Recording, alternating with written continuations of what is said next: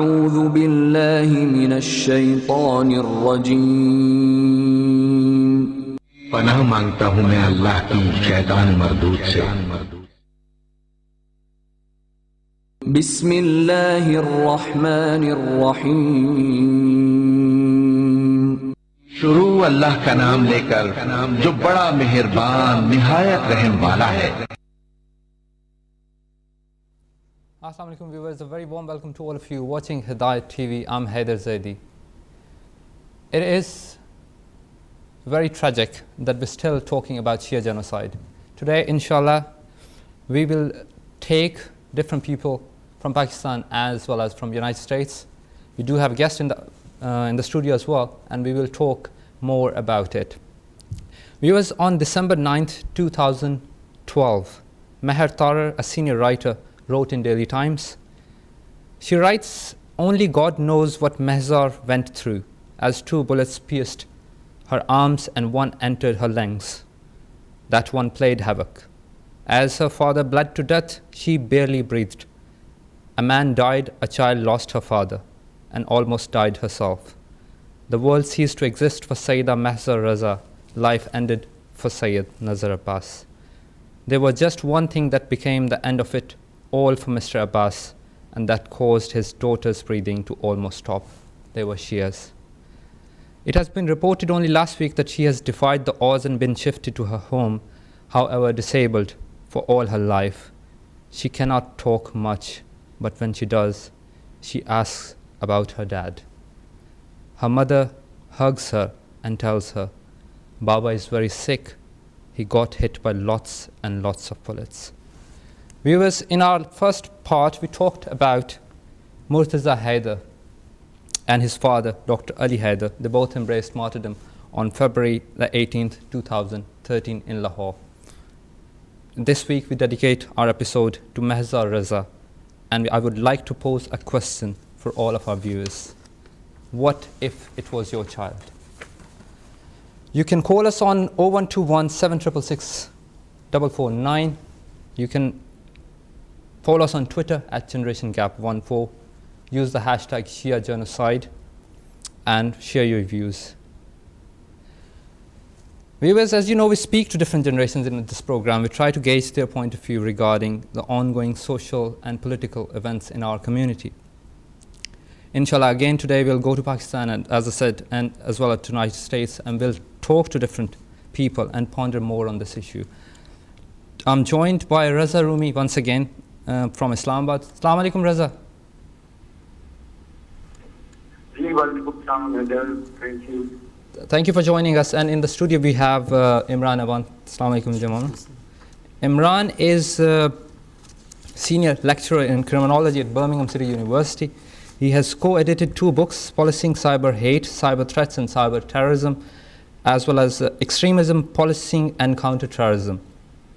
In March 2010, he was invited by the Office of Security and Counterterrorism to prevent seminar, and Raza is a policy director in Islamabad for Jinnah Institute. He's a renowned writer and has been contributing regularly for the Pakistani Weekly, the Friday Times, Express Tribune, the News and Daily Dawn. Raza, let me start with the same, we finish our conversation on the doctrine, this strategic depth. So I want to go further on, and I want to ask you more about it. What exactly is causing internally inside Pakistan? Is this madrasas or the NGOs been running in Pakistan? What's your view on it? Raza, can you hear us? You know, going back to the constitution gap, that was going in the 90s, where the Pakistan security establishment thought that they wanted to have military control in Afghanistan because they were afraid of being encircled by a hostile India and hostile Afghanistan. But of course, we have come a long way because that doctrine is obviously changed. Even the Pakistan establishment has abandoned their doctrine. But unfortunately, for nearly 30 years, the after effects of that doctrine is what is haunting Pakistan in the shape of all the various jihadi groups including the Taliban, the Pakistani faction, the Afghani faction, and the banned sectarian militant outfits like the Lashkar-e-Jaish or Sipahi-e-Harba Pakistan. So they are basically the results of 30 years of ill-conceived and ill-informed policies, which are now changing, but some people ask whether it's too late to change them. Okay, I mean, we have established this in our first part as well, that to our understanding, army as well as the politicians, as well as some part of media, they all are complicit towards this genocide. Do you agree with it, or?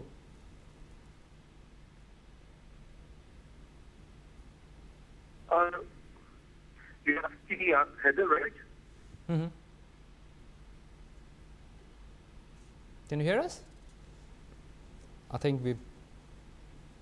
I can hear you. Yes, Raza, I was saying that do you agree with this notion that media as well as army, politics, as well as the states, they are playing the role and they are complicit in all this Shia genocide?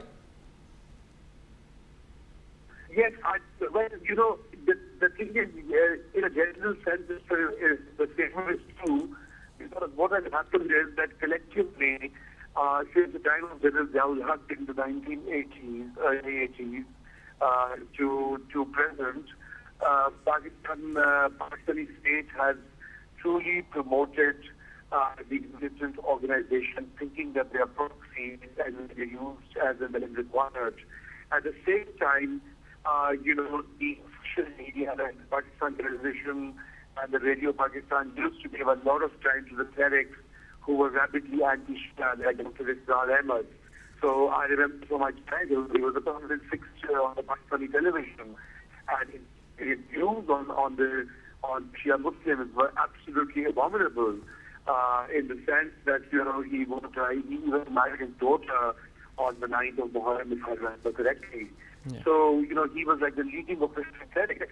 And then obviously section of media, because the media was not free, and for most of this time period, they were doing the line that the state had set, which was basically to promote the Saudi Arabia agenda, and earlier through the Punjab, this nexus between Saudi Arabia, CIA, and Pakistan, the Soviet Union. So that agenda unfortunately continued even after Soviet Union retreated from Afghanistan, and today it has divided the society and has claimed so many of these jihadis willing to kill their brother Muslims, let alone non-Muslims.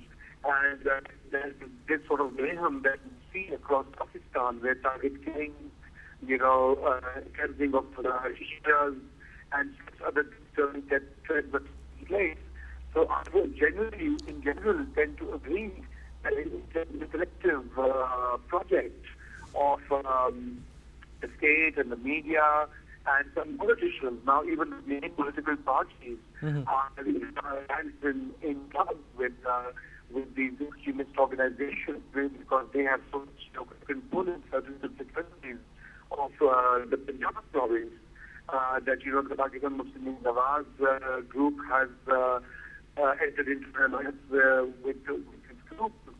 Don't you think it's sorry not to interrupt you. Don't you think it's very ironical in a way that up till like last week there was not even a single politician other than I believe Imran Khan who had this courage to even name Lashkar-e-Jaish in public? Yes, it is absolutely ironical, but remember that in Imran Khan's processions and rallies, the representatives of SWJ, the Union for Sipahi-e-Harba, have been attending the rallies and fighting on the page. The problem is that everybody, the problem is very clear. These groups in the last 30 years have become so powerful that basically the politicians and the candidates in the field are scared of them. Don't forget that in the 1990s, Nawaz Sharif, when he was the Prime Minister, and his brother Shimad Sharif was Chief Minister of Punjab, in all fairness, they did start an operation against the banned, anti-Shia groups. And, they undertook a crackdown, they arrested people, etc. But then there were knife attempts on Nawaz Sharif and Jamala Sharif. And I think since then they basically shared this project. And then in the late 90s, after Bush took over, they went to Saudi Arabia. So Saudi Arabia hosted them for nearly a decade in exile and gave them good treatment. So now they're kind of beholden to the Saudi authorities and the Saudi ideology as well. So which as we know is that it's shia, and that is what a lot of people in Pakistan now want Pakistan to become a kind of Wahhabi state. Okay, I mean, you mentioned Saudi Arabia, Saudi Arabia. I want to focus more on this now. There is also a notion in the media that this is a proxy war between Gulf states, including Saudi Arabia, versus Iran. I mean, how do you look at it? What is their benefit? You know, look, the fact is there's a very easy way to obfuscate the whole debate, saying it's Saudi Arabia is fighting Iran and Iran is fighting Saudi Arabia. But the question is that who's the real victim? You know, the target killings that take place, let's say the doctors, Shia doctors were being killed in Karachi in the 80s. And now in Lahore, we had the most tragic, gruesome incident where a Lahori famous doctor and his very young son were killed in broad daylight. I mean, you know, I don't think that, similar atrocities are taking place on the other side. But, you know, having said that, I really don't know much about the Iranian interference, but, you know, our state alliance with Saudi Arabia is very old. It's old since 1980s when they were putting they were in the creation of the Ubadi Madrasas, and they were also, and there was another on Shia, the Shia leader, and then they take that law and exempt the Shia Muslims from forceful destruction of Baghdad. So there's a whole history to the alliance between Pakistan and Saudi Arabia. So I think it is misleading to say that it's a proxy war, because actually what it is the Wahhabi expansionism across the world, where they have lots of money to invest, and they want other Muslim countries. Because Pakistan is on the border of Iran, so Pakistan should contain Iranian influence. I mean, that's how they view it, frankly. Okay, stay with us, Raza. I want to bring in Imran here. What's your view? Imran, do you think Saudi is playing a vital role in destabilizing Pakistan? I think, excuse me, I agree with Raza. I think it's much more complicated than that. I think it's easy to put the blame on different sort of various countries. I think Pakistan itself has now become a country where there is a huge amount of sectarian violence. It's become a hotbed for extremism. And I think it's a very easy way out to try and put the blame on various other countries. I think Pakistan... And actually it is Pakistani people and Muslims who are killing each other. Exactly. And we know the whole ethos, for example, of Islam is equality. You know, the Prophet Muhammad, peace be upon him, came to sort of bring equality, fairness. And it's a real tragedy that communities are ostracized, maligned, and even in this case with the Shia community being murdered just because of what they believe. So nobody should be targeted for their religion, their background, or their ethnicity. You know, there's that famous, very strong and profound speech by Muhammad al-Jinnah, the founder of Pakistan, where he said, everybody should be free to go to a temple, to a mosque, or a church. You know, there is no sort of ambiguity. We all are equal. And it's a real shame and tragedy that Pakistan now has become a country embroiled in sectarian violence. Okay, Raza, I want to bring in Muhammad Ali Jinnah, the founder of Pakistan here. I mean, what was the vision of Jinnah and what is happening exactly in Pakistan? Yes, look, Jinnah's vision was very clear. On the 11th of August, he made a speech as the first Governor General, and he laid out his official policy. And in which he clearly said that the state has nothing to do with religion or, sex or creed or caste. And unfortunately, as you know, that Jinnah passed away within a year of Pakistan's creation. And, the civil military bureaucracy obviously took the country in a different direction.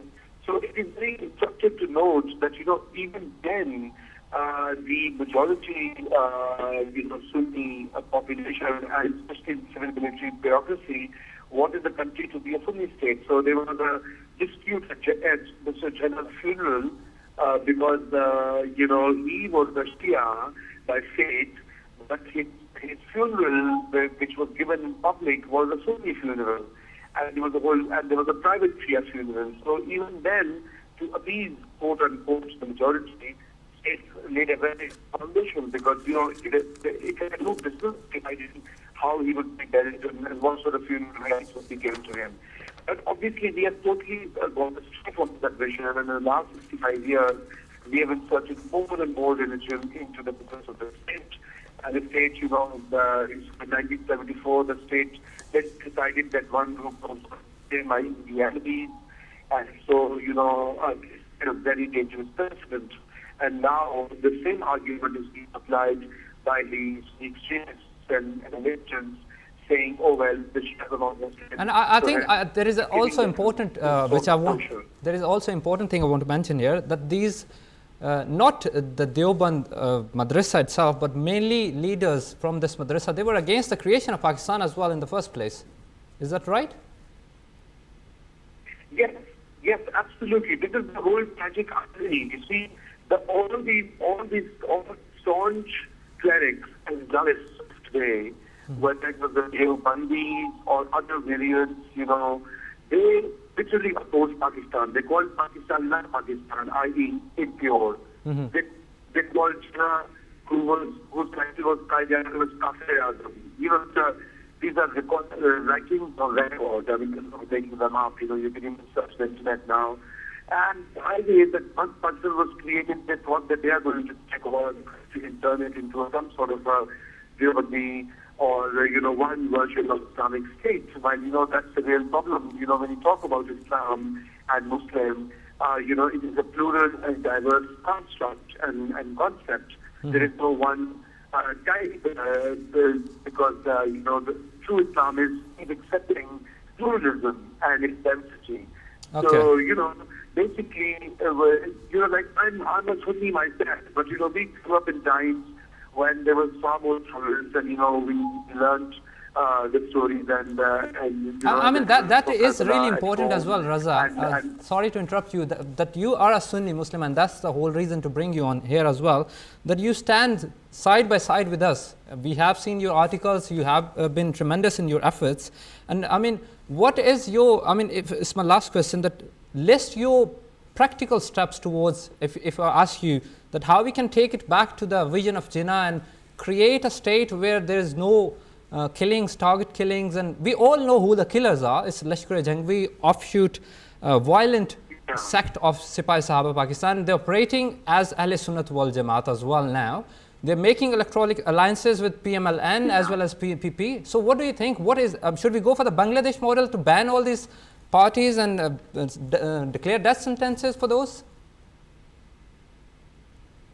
No, I think banning the parties will not help, nor will Bangladesh model help, because unfortunately most of the problems that have, all of these policies were set by civil military bureaucracy since 1940s, and especially since General Ziaul's time. But, the solution really is that there are so many Sunnis like myself, who Mr. Hidayat was speaking, that they do empathize with their Shia brothers and sisters, and they feel that, whatever is happening is pure butchery, it is unacceptable, it is inhuman. So the real issue is to exert pressure on these political parties that first they have to distance themselves from these militant groups. They must enter into these alliances should be deemed illegal.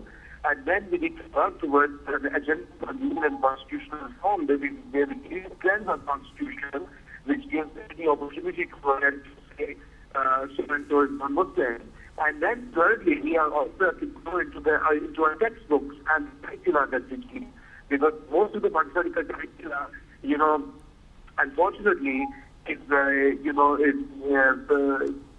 one particular sect, and we need similar education for Christian, because that is the only way that we can improve the minds of young Pakistanis, the young boys and girls, who graduate from schools and colleges, and their minds are so infected and poisoned by the kind of hate curricula where non-Muslims are forever, shown as evil characters. There's no word or mention of Shia at all. And, it is as if 1/4 or 1/3 of Pakistan is invisible to an ordinary child. Okay. So we need to move on to a major agenda, and there's no alternative to building public opinion. Doing more and more shows like the one you are doing, to write more, to protest more, to be heard, to be seen, and not be cowed down by these cowardly terrorists. Okay, thank you very much, Raza, for joining us. It's always been nice talking to you, and we'll speak to you soon. Stay safe wherever you are for standing up against Shia genocide, and inshallah I'll speak to you soon. What is your view, Imran? I mean, what are the practical steps we can take? I think practically, Pakistan needs to look at itself, and the government needs to try and ensure measures are put in place to try and protect communities who are being targeted. So there needs to be something that actually says this is what we are going to do. I agree with Raza that you can't really stop banning groups, because what happens is it drives it underground. Come with another name and exactly. The same slogan. So you don't really tackle the root causes of the problems. So you have to try, if you like, a narrative that looks at winning hearts and minds. That is very difficult, as we've seen in Britain. Yeah, that's my next question as well. Yeah. Tell us from your own experience. You've been to Prevent seminars as well. You have co-edited books. How this process of radicalization starts itself? Well, radicalization, first of all, is a very nebulous term. It's very difficult to define. There is no single pathway. What we do know is that it's a long-term process. It starts from the bottom up. So it doesn't really actually have, if you like, a perfect formula in terms of what actually happens. But the evidence base suggests that issues like poverty, unemployment, lack of opportunity does have an impact. But alongside that, there is also the issue of potential grievances, because it is linked in particular to many of the people that have been arrested for counter-terrorism offences. Take, for example, the 3 men recently in Birmingham who were convicted for counter-terrorism offences. Lots of material was found on their on their online computers and things that they were using. So they were using technology in particular as a means to try and understand the faith, and therefore were being radicalized by people who were quite strong characters, charismatic individuals who were preying and on very good orators as well. Yeah, absolutely, excellent orators who were able to prey on vulnerable people. So I think in Britain in particular, there's not enough done on what I would define as cyber terrorism, looking at the internet and its global phenomenon, because I think that actually plays a key role. If you look at various models, people talk about this conveyor belt theory, which is that people are disillusioned, they then have a grievance against the state, they feel alienated, and actually they then go on to commit acts of violence. So we really need to have a long-term approach when we think about radicalization. I mean, Baroness Manningham Buller, who was the former head of the MI5 in Britain, she actually again said a very strong speech in which she said she felt things like Iraq, for example, may lead to further radicalization of young British Muslims. And that's somebody who's a former head of the MI5. So I think the government policy needs to be shaped around looking at these causes and trying to find the actual... so what can be done specifically to counter it? I mean, obviously, we have seen this, that Lashkar-e-Jhangvi in Pakistan, when they have beheaded people, they have put the videos on YouTube and Facebook, and they've been tweeting it. I mean, is there any particular way we can target those people? Or it's extremely difficult, first of all, in particular for the British police, because the nature of cyber technology, people can remain anonymous. They can have a safe haven, and that's what the evidence suggests, that terrorist groups have been really good and successful at using the internet for their purposes. Al-Qaeda was described as a web-based guerrilla warfare group now. So it's changing the dichotomy. So what happens is you need tough protocols, you need a transnational approach where countries are working with one another and looking at trying to tackle issues to do with cybercrime and cyber terrorism. Okay. Are we joined with Barrister Hassan Rashid now? Okay. All right. I think we dropped. Okay. Carrying on from there, I mean, There's another thing which I'm really surprised. This offshoot group of this takfiri point of view, which they just look at things only black and white.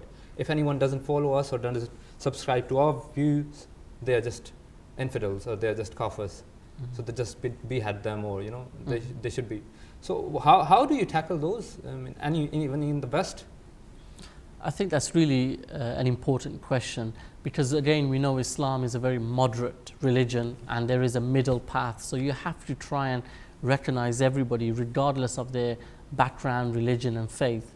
I think again, it is a challenge of trying to understand and win hearts and minds in terms of trying to understand why people have such strong views about different faiths, but they should be condemned, totally. If anybody believes it's okay to kill somebody else purely because they have a different faith, then there is a real problem in society. Okay. Assalamu alaikum, Hassan. Assalamu alaikum. Thank you very much for joining us. Hassan Rashid is Advocate High Court in Islamabad. He specializes in civil and criminal law matters, human rights activist, and he has completed his legal studies from University of Warwick and University of London, and he is practicing since 2009. Hassan, I got some questions from viewers. Tell us regarding this, what platforms, what institutions we can use to highlight this issue in legal terms of Shia genocide in Pakistan. I think the only problem with facing the legal proceedings, they work on the crutches of evidence against the accused, against the culprits who have committed such heinous acts. The only problem with Pakistan is, the only problem with people, in fact, they don't come forward against such people, such culprits. Many members of the LEG and all this such factions, I'll call them factions, in fact they're not a group at all. They've been admitting such terrorist activities. They have said that, okay, we have killed Shias, we have done this, we have done that, but no one comes forward to pinpoint, okay, the legal proceedings cannot be initiated. I think it's a legal procedure all over in the world, which follows from this, that, okay, you have to bring evidence against such persons. Otherwise, they are set to free. Their charges are dropped, and they come back, and they start from zero again. That's the problem with Pakistan, I think. That's the problem. Okay, but what about those? I mean, where the courts have been targeted, the judges have been targeted, they've been killed, who have taken up these issues, these cases. What about these tweets? I mean, I've seen personally myself tweets from SSP, Sipahi Sahab of Pakistan, as well as from their Facebook profiles. They're full of these incitement. Can we use these as proofs voluntarily, or someone has to come forward? Okay, I'm not going to go much into details of criminal procedure law over here. However, strictly legal, we mustn't forget that any evidence could be relevant and irrelevant at the same time. The court of law will going to look at the corroboration of all such evidences, all pieces of evidence. Okay. Hello, I'm sorry, can you hear me? Yes, we can. Yes, please. Okay, sorry about that. So, it's all about corroboration. Okay. Corroboration of all such pieces of evidence. They all can be used. Indeed, they can be used. However, then again, some people are going to say, okay, we have done that. Then they're going to back out. You have to prove something beyond reasonable doubt. That's what Mullah Ali has said as well. I mean, all criminal law practice around the world as well. The charge against accused persons must be proved beyond any doubt. Beyond any doubt. Okay. Can we trust in terms of the courts in Pakistan? I mean, we have seen that they have released Malik Ishaq and so many other terrorists like him. So can we trust the courts, or should we go to some international courts, or is there any platform available? For criminal law, it has to be tried where the crime was committed. Okay. That's a very basic principle. And I know, I'm aware of the fact that courts of law in Pakistan have taken the blame for this. But what can they do when no one comes forward, when no one pinpoints at, okay, this is the person who's done it, this is my evidence against him, no one comes forward. Okay. That's the problem with the people. They have kept their eyes blind they don't want to listen to it. They don't want to say anything against them. And the prosecution is weak as well, I believe. So deep. And the prosecution is weak as well in terms of. Indeed. There were cases. I can quote some of the names of the judges as well who were killed just because they have taken the cases. Okay. I mean, tell us as a barrister yourself that what are the practical solutions for all the Pakistanis, especially, I mean, I got this question from Pakistan that should they immigrate to another country or what should they do? Is it a feasible option? I mean, which countries are most suitable? Well, okay, as far as the immigration is concerned, first of all, it's neither practical nor is a solution of the problems. Okay. The problems which have been faced. This is not practical at all. I mean, in Pakistan, the problem all over the world as well, the poor people face the music, and they are facing the music. I mean, they can't immigrate to any other country, let alone this can't be a solution. Okay. I think the only practical solution which we can handle over here, which we can see over here, is to accept the fact that the problem, this sectarian problem, lies within us. It's not a Jewish or an American or an Indian conspiracy, but a Muslim complicity. Yes, that's true. There is an external factor to it, both political and strategic. There's an aspect that, okay, we have to corner Iran. There's a political battle of the West as well. I'm not going to go into details of that. That external factor, however, is only exploiting what already exists within us. Okay. We have to get rid of the blame game. Just like, okay, I can quote an example. I can draw an analogy over here. If one person who claims to be a Muslim carries out an attack, a terrorist attack, the entire Muslim world is not to be blamed. Similarly, we have to separate the friends from the foes. The blame game is the problem. Then, secondly, thirdly, we have to face sectarianism head on. Change our views and attitude towards religion and sectarianism.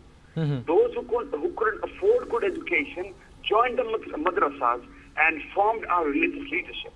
Okay. They undertook religious education merely in order to survive and not for the sake of religion. We have to change this attitude towards religion as well. I think the root of the problem is this.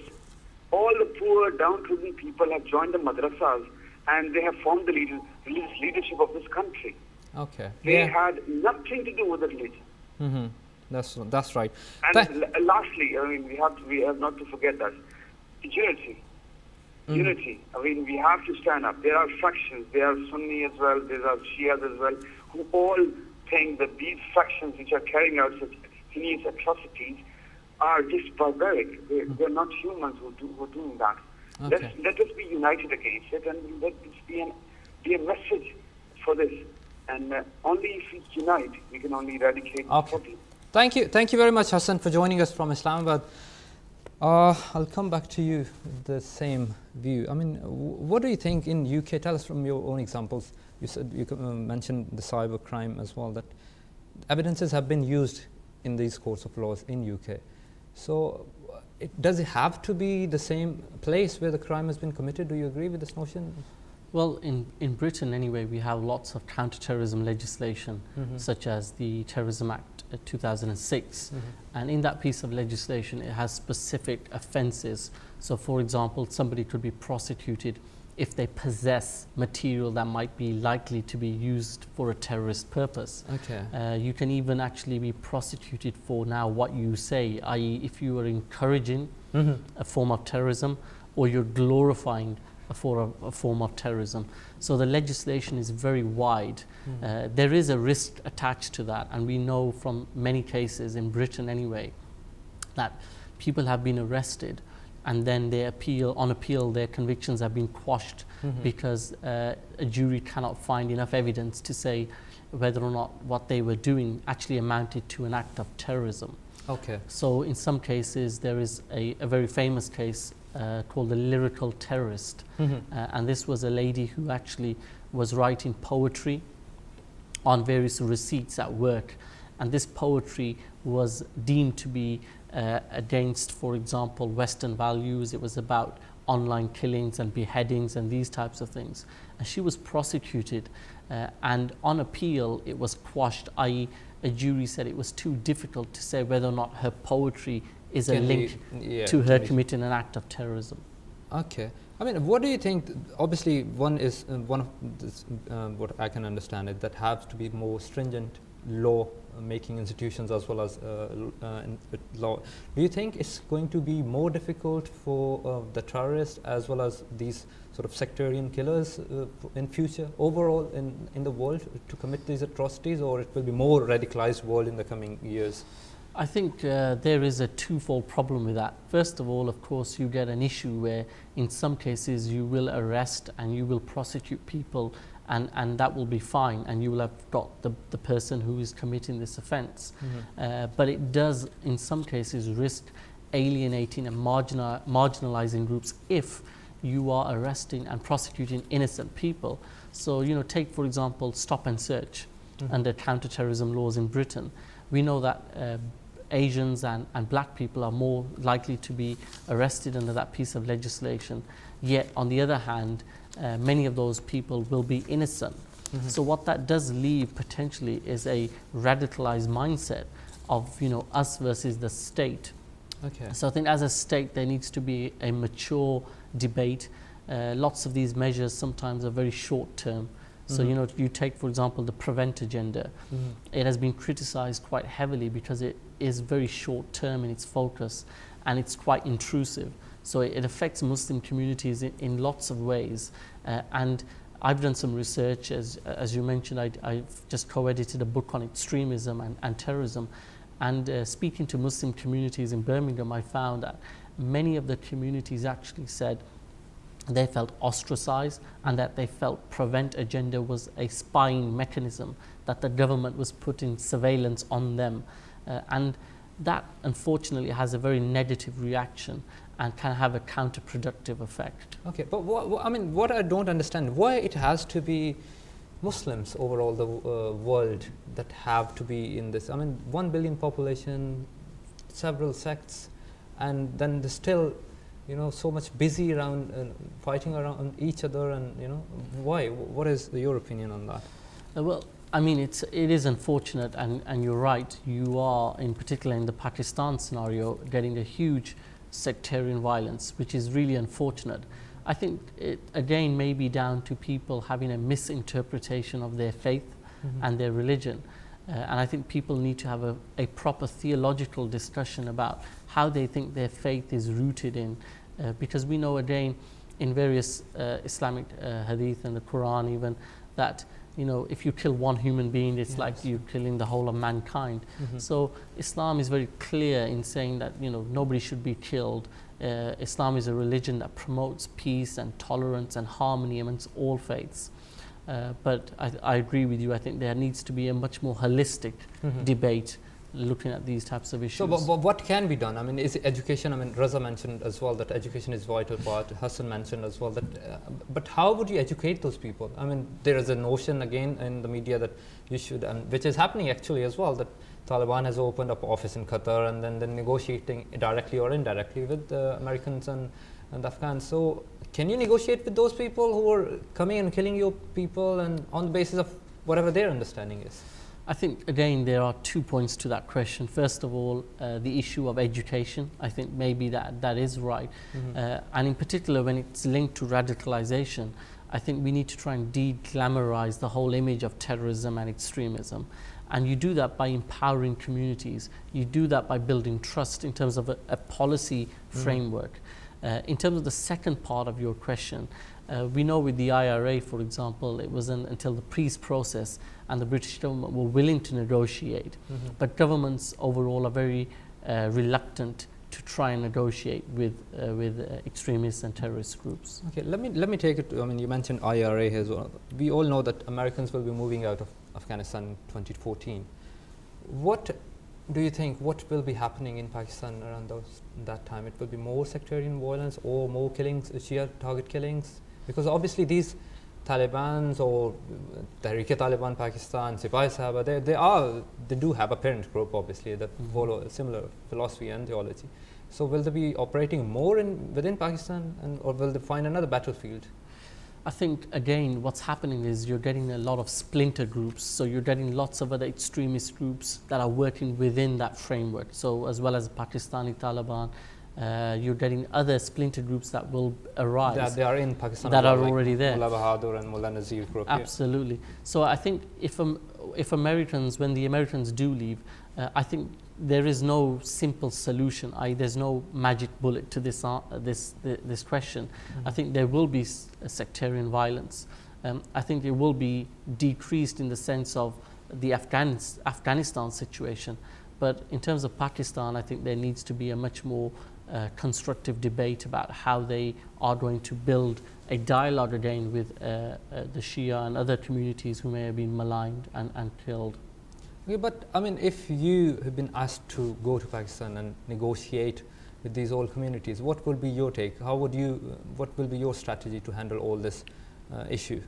I think, there has to be a point of trying to empower people to speak, asking communities how do they feel, what are their perceptions of government and state policy, and trying to create initiatives and workshops and groups that actually try and work with people. And that point that Raza mentioned about education, I think, is key in all of that. But that's the long-term solution. Yes. So can we do something right now that, yes, I mean, which I keep repeating again and again, that you should put these criminals behind the bars and you should ban these terrorists in any form and shape.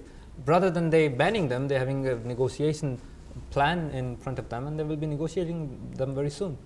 Yeah. So what's the short-term solution? I think you're right. I think there needs to be obviously prosecutions, and I think there needs to be counter-terrorism legislation within Pakistan that is strong and robust and actually can prosecute people. But I think, as Hassan said, who is a barrister, that the whole judicial system is under pressure because people are not coming out because of the fear that other people may be killed. Mm-hmm. So I think it is a very difficult and polarized cycle that we're facing. Oh, okay. And do you think that is the version of this negotiation? Do you agree with it, or do you think it is they should be negotiated? Well, again, I think, as mentioned before, with the IRA, the British government negotiated and it settled in terms of the peace process. But don't you think they were tired at that time? So that's why they have to negotiate. So they gave in. So that's another perception. Of course. I think that's what I mean in saying that there is a conflicting debate here. I think it's, on the one hand, governments are very strong in saying, look, we don't want to negotiate because then it means you're trying to meet the demands of extremists and terrorists. But then on the other hand, the argument always will be, well, how do we tackle this? What other reasons, what other projects, initiatives can we do? And at that point, then sometimes governments be forced in terms of trying to negotiate with some groups. Okay. And I mean, in terms of coming back to the very first question which I asked Raza as well, being Muslim community overall, what is your view, Iran and Saudi, why they are at loggerheads and they're fighting each other, proxy wars, especially in Syria as well, and again it's been claimed that this is Iran is supporting Syria and opposition groups in Syria have been supported by Saudi. So why it is all happening? They are Muslims, or it's a two different version of Islam they're trying to propagate? Or I think that's important because I class myself as a Muslim as opposed to looking at all these different labels, and I know there's now these different religious entities and different sects, and I think you're right. What's happening is there is a very deflated and sort of representative view of how Islam should be viewed, and so people are taking a very literal interpretation and are not considering the wider causes. I mean, again, going back to the Prophet Muhammad, peace be upon him, Islam was built in that society with all different groups, and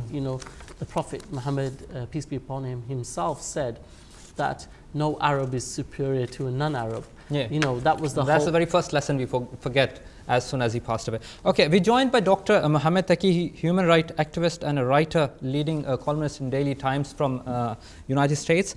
Assalamu alaikum, Taqi. Walaikum assalam. Taqi, just tell us your view. I mean, we have talked to Raza Rumi, we have talked to Barrister Hassan, and Imran is a counter-terrorism expert in UK. I mean, what do you think? Tell us the whole bigger picture. What exactly is happening in Pakistan regarding Shia genocide?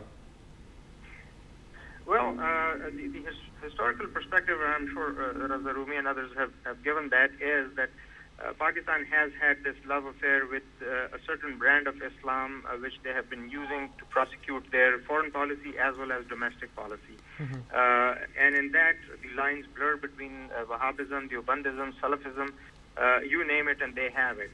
They have used these outfits in Afghanistan, in Kashmir, and they have used them at home. So in a sense, what we have is a Pakistan which is a very conformist in approach, in its ideology. It's based on military jingoism directed against its neighbors. And to consolidate that sort of hyper-nationalism, they have used this Islamic cement, and that is at the expense of any diverse thought in Islam, whether it is a Barelvi thought, whether it is a Shiite thought. They have excluded those, and these people assorted different ulama from even before Ziaul Haq's time, but most certainly during Zia's era, they became the backbone of the national thought process, and curriculum was changed. Many different things were done, and society as a whole has radicalized. Okay. Overall, these groups, for example, now we talk about the Lashkar-e-Jhangvi, and everyone says, well, military doesn't have to do a thing with it. But that is not right. Lashkar-e-Jhangvi and Sipahi-Sahaba have spawned several different groups. Many people forget that Jaish-e-Muhammad, which fought on behalf of Pakistani army in Kashmir and elsewhere, was actually an offshoot of Lashkar-e-Jhangvi. Okay. So Pakistani army has a very, very significant responsibility to roll this whole thing back. They just cannot simply use this plausible deniability that, we don't have to do anything with it.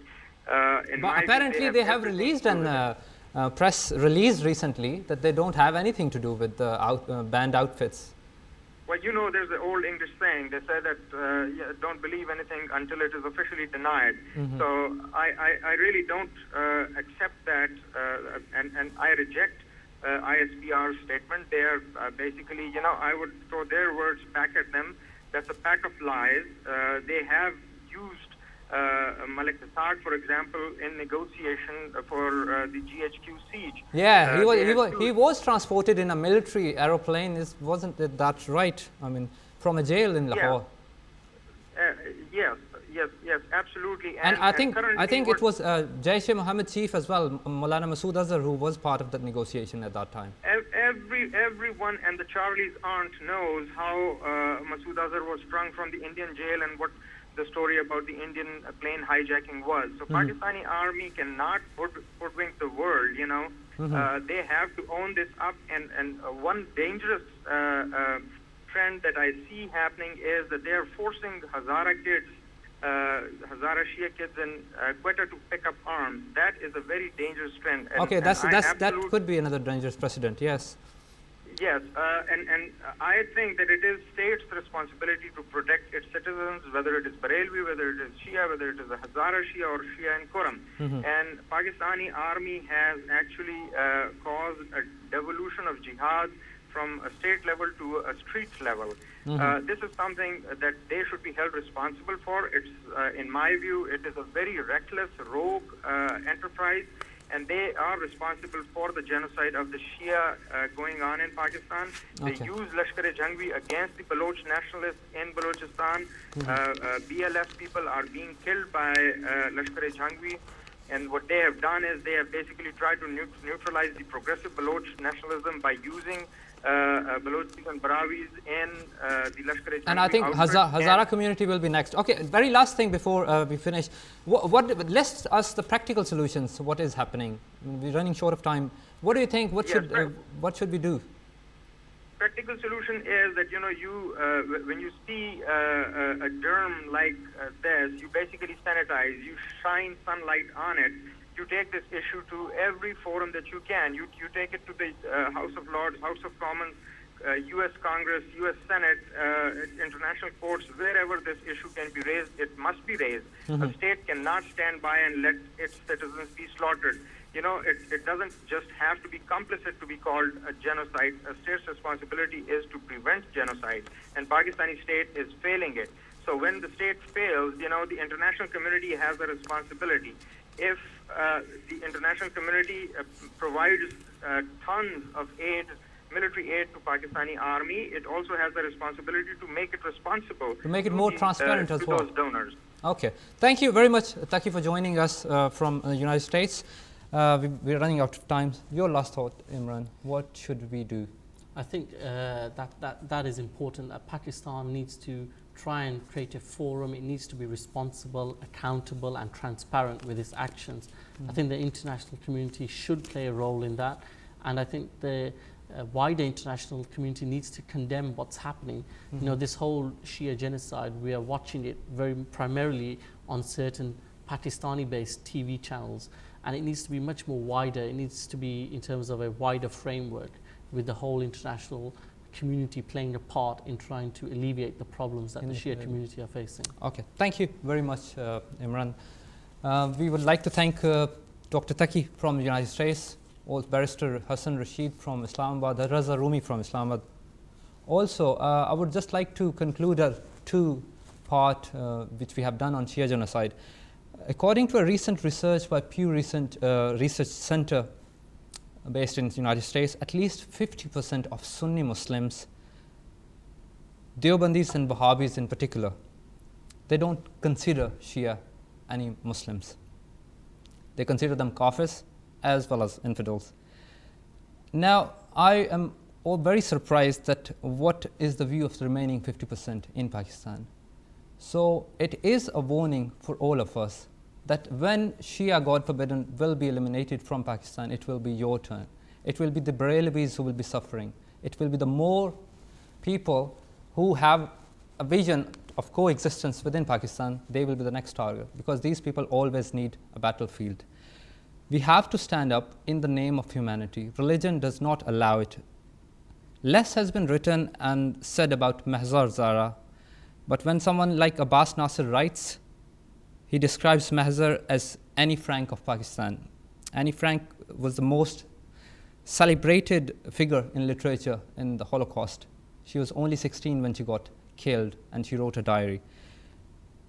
She asks today everyone who believes in coexistence, सबकी चुप पे अफसुरदा अपने गम पे रंजीदा, बाबा का अपने पूछे जाए वो बच्ची महजर ज़हरा, अपने बाबा के संग चली राह में कैसे खो गई, हर पल पर हर दम सोचे जाए वो बच्ची महजर ज़हरा, क्या जुर्म था मेरे बाबे का, किस जुर्म में उनको कत्ल किया, कोई तो सुने कोई मुझको बताए वो बच्ची महजर Zahra. With this prayer and dua, गम हमको न दे कोई सिवाय गम हुसैन, शब्बीर का गम बांट रहा है तो इधर दे. अल्लाहुम्मा सल्ली अला मुहम्मदिन व आले मुहम्मद.